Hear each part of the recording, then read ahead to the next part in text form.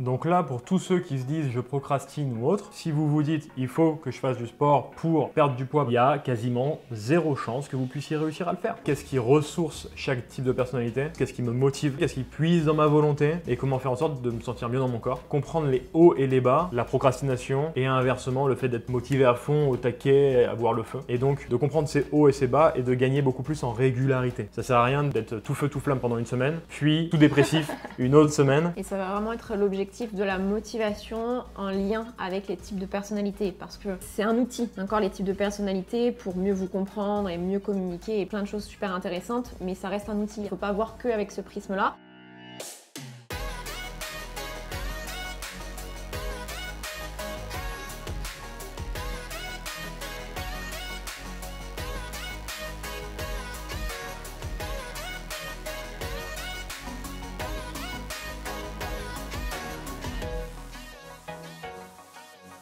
Donc l'objectif, c'est vraiment, avec la motivation, c'est de devenir autonome, prendre son pouvoir et sa responsabilité. Parce que plus vous allez comprendre qu'est-ce qui vous motive, plus vous allez être autonome sur, tiens, je mets en place justement ce qui me motive, donc je prends du coup ma responsabilité de mettre en place ce qui me motive, et donc je prends mon pouvoir sur let's go, j'y vais quoi. Ça, c'est important. Le but, c'est de prendre conscience de qu'est-ce qui vous ressource. Donc là, ça va être la première étape. Comment je peux me ressourcer? Qu'est-ce qui me ressource réellement et la manière dont je le fais? Comment vous pouvez prendre conscience de ça et donc le faire plus? On le dit souvent, et je l'ai encore dit ce matin, basez-vous sur ce qui fonctionne et faites-le plus plutôt que vous baser sur ce qui fonctionne pas et d'essayer de plus le faire. Basez-vous sur ce qui fonctionne et faites-le plus. Et c'est important ce que Étienne a dit, de mettre de la conscience dessus, parce que pour certaines personnes, vous nourrissez naturellement votre motivation par rapport aux couleurs, sauf que vous n'en avez pas conscience. Et donc quand tout va bien, c'est fluide et ça fonctionne. Par contre, dès qu'il y a un petit pépin, du coup, hop, on sait plus quoi faire parce qu'on n'a pas conscience en fait de ce qui nous ressource habituellement. Donc c'est vraiment mettre cette conscience-là. Et ce qui est intéressant aussi, c'est que vous pouvez voir que quand vous passez à l'action, vous créez plus de motivation. Donc est-ce que l'action et les petits pas sont une source de motivation? Est-ce que c'est un outil? Pour moi, il y a l'envie avant la motivation, puis l'action après. Intéressant. Comment vous faites pour avoir envie? Comment vous faites pour avoir de l'énergie? Ça vient tout seul.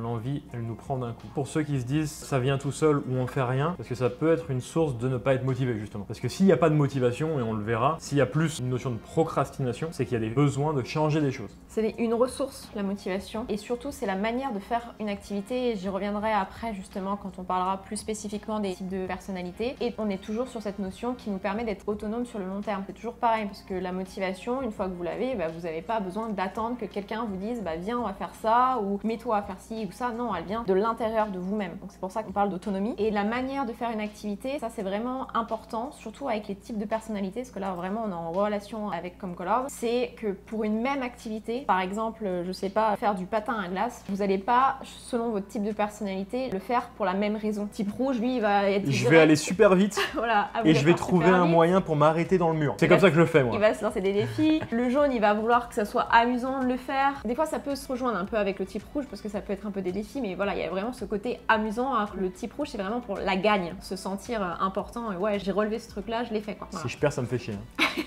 Type orange, par exemple, lui, il va besoin d'être entouré avec des personnes qu'il aime, pouvoir partager ce moment avec des personnes. Le type vert, lui, au contraire, ça va être le type, il va faire ça tranquille, à son rythme, pas forcément dans son coin, mais voilà, de le laisser un moment tranquille, à le faire seul. Le type bleu, lui, justement, ça va être important de savoir comment ça va se passer exactement, quelle est la meilleure technique pour faire du patin. Enfin voilà, ça va vraiment être dans la précision, dans le détail. C'est comme ça qu'il va aimer faire sa pratique. La bonne taille de chaussures. Hein. Bonne taille de chaussures, ça sera mieux, ouais. Et le ça va être précis là. Le type violet, ça va être aussi dans la qualité, pas que dans le sens des choses, pourquoi on fait l'activité en lui-même, mais la qualité, il apporte beaucoup d'importance aussi à pas, par exemple, porter n'importe quelle chaussure. C'est important d'avoir une bonne marque de chaussures, c'est important d'être dans un bon lieu et pas être n'importe où. Enfin voilà. Pour une même activité, chaque type de personnalité va le faire différemment et pour des objectifs différents. Donc dans la notion de ressources, vous avez cette notion d'énergie, d'intention, tout ce que vous avez pu dire, c'est lié à cette ressource-là que vous allez avoir de vous-même, qui vient de l'intérieur. Et c'est la différence qu'on va mettre avec cette motivation-là, via les types de personnalités. Vous pouvez vous dire, ah oui, je suis motivé à telle chose, mais si ça vient, et on va le voir après, de la notion extérieure, nous, ça nous intéresse pas. Souvent, c'est l'exemple de la to-do list, parce que ça a été une bonne mode de faire une to-do list et ainsi de suite. Pour le type bleu, c'est génial, parce que lui, il adore ça, et vraiment ça le ressource. Pour les types jaunes, c'est cool, ça va durer une semaine et après on va arrêter parce que ça va nous saouler. En fait, on va se rendre compte qu'on n'est pas forcément régulier, et le fait justement de se rendre compte qu'on n'est pas régulier, bah, ça nous baisse en énergie parce que ça nous renvoie à qu'on est nul, qu'on n'arrive pas à tenir nos objectifs et ainsi de suite. Et donc du coup, ça nous rebascule dans l'effet inverse. Donc c'est pour ça que ça dépend des types de personnalités. Pour certains types, ça marche très bien et pour d'autres, non. L'importance en fait du mot que vous employez, c'est inconscient et c'est tant mieux parce que justement, ça révèle beaucoup de choses. Et quand vous allez utiliser un certain vocabulaire qu'on va voir derrière, ça en dit long sur votre motivation et sur la mise en application des objectifs que vous mettez en place. Vous allez le dire, et plus vous allez en prendre conscience, parce que c'est une étape par laquelle je suis passé et que je passe encore des fois et je me marre à le faire, plus vous allez vous dire « Ah, il faut que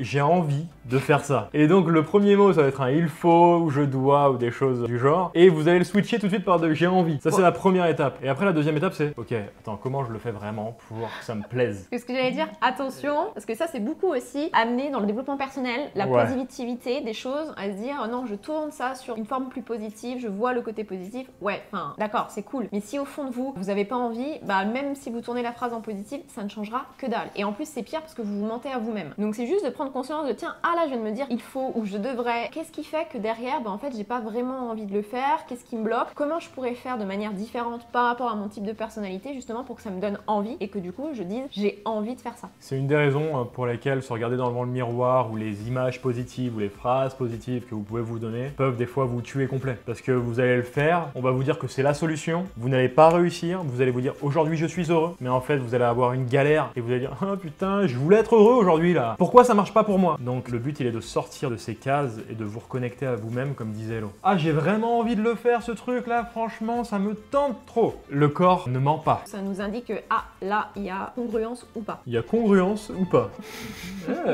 Pas mal hein ça. J'ai combien de points au Scrabble?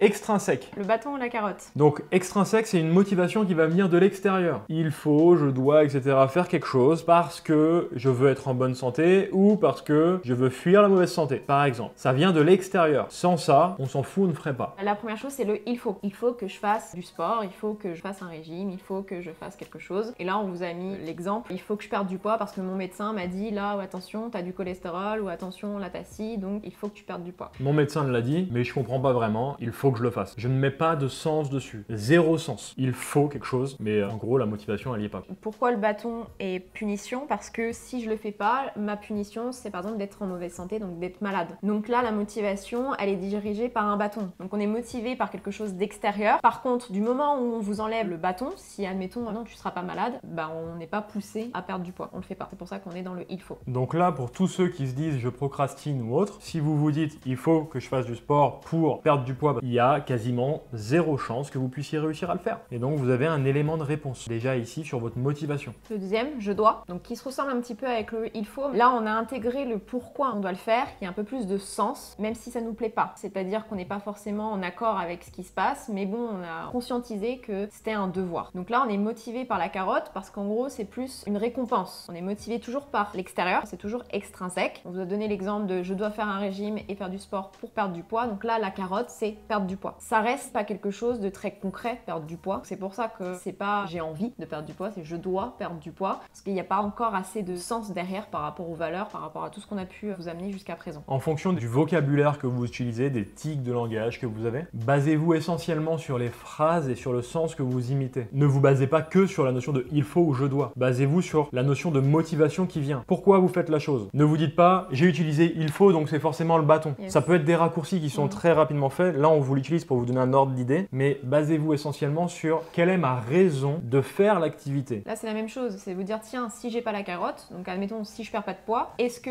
j'irai faire du sport et est-ce que je mangerai correctement? Et là c'est de se dire ah alors si je fais du sport et que je mange correctement et en plus je perds pas de poids, ah bah non je le fais pas. Donc vous êtes motivé par quelque chose d'extérieur et par la carotte. Par contre c'est je fais du sport, je mange correctement mais je perds pas de poids, bah oui j'ai quand même envie de faire du sport et manger du poids. Et manger du poids. Manger équilibré pardon. On passe à la motivation intrinsèque. C'est votre autodétermination. Donc ce qui vient de l'intérieur. Donc là, c'est plus le médecin qui va vous dire il faut que tu perdes du poids parce que tu es en mauvaise santé. Là, ça vient de vous. Donc on est dans le je veux. On y met plus de sens. Vous avez envie de le faire. Je veux le faire. Donc je veux faire du sport, je veux rééquilibrer mon alimentation. Et vous avez vu, on a mis je veux rééquilibrer mon alimentation et pas je veux faire un régime. Parce que du coup, d'ailleurs, on comprend qu'il y a des choses positives qui arrivent et on le voit. Je commence à me sculpter, je me raffermis, j'ai des résultats, je me sens mieux dans mon corps, mentalement aussi. Je dors mieux, je suis moins stressée. Une véritable volonté d'avancer. Je suis. Là, c'est le « je suis sportif » par exemple. C'est l'identité qu'on se donne par rapport à l'activité. Je suis maman, ça c'est pareil. Je suis papa, c'est une identité. Ça fait partie de moi. On s'identifie vraiment à l'activité en elle-même. Il n'y a pas un résultat particulier. Je suis sportif, ok. Il n'y a pas un résultat particulier au fait d'être sportif. Après, il y a des objectifs qu'on peut se mettre quand on va plus loin. Donc ça veut dire, je veux gagner tel championnat, je veux gagner telle compétition, etc. Donc là, c'est à l'intérieur de l'activité, c'est plus spécifique. Mais sinon, en tant que sportif, en tant que maman, etc., de papa, eh ben, il n'y a pas de résultat en particulier. On l'est, c'est notre identité à nous. Et c'est ici qu'on va faire vraiment le lien avec votre type de personnalité pour créer une ressource, un fuel sur le long terme où vous pouvez être autonome, et ça va être dans ce je suis. Et après, tout à la fin, on a le plaisir de faire l'activité. Donc là, c'est quelque chose qui est en dehors de Come Colors. On en revient sur les valeurs et le sens qu'on peut mettre aux choses dans la vie de tous les jours. C'est vraiment, vous avez un travail, vous bossez, je sais pas, 40 heures par jour, vous dormez pas. Voilà, vous avez une vie de famille qui est très prise et les week-ends, vous allez prendre le temps de retaper votre maison parce que là, ça a du sens pour vous. Même si vous êtes fatigué, vous êtes éreinté, mais vous allez quand même repeindre les murs parce qu'il y a du sens de derrière, bah, c'est moi qui repeins les murs, c'est moi qui retape ma maison. Il y a vraiment du sens. Il y a vraiment du plaisir à le faire. Ça, c'est plus, on va dire, ponctuel. Des projets qui sont un peu plus importants. Typiquement, je peux bosser pendant des heures et des heures et des heures sur l'ordi, sur unit coaching, sur le coaching, sur plein d'aspects, et c'est un réel plaisir. Ça me fatigue pas. Et c'est là aussi où vous pouvez faire des différences entre le burn-out ou pas le burn-out. Des personnes peuvent bosser 90 heures dans la semaine et ne jamais avoir de problème, parce qu'ils sont ressourcés à faire leur activité. Et posez-vous la question, est-ce que si aujourd'hui je bossais 90 heures par semaine, comment je le vivrais? Et donc tout ça, ça fait partie de l'autodétermination, donc vraiment quelque chose qui vient de vous, et nous, on met vraiment le focus sur le je suis, parce que c'est comme ça que vous allez trouver votre motivation par rapport à votre type de personnalité.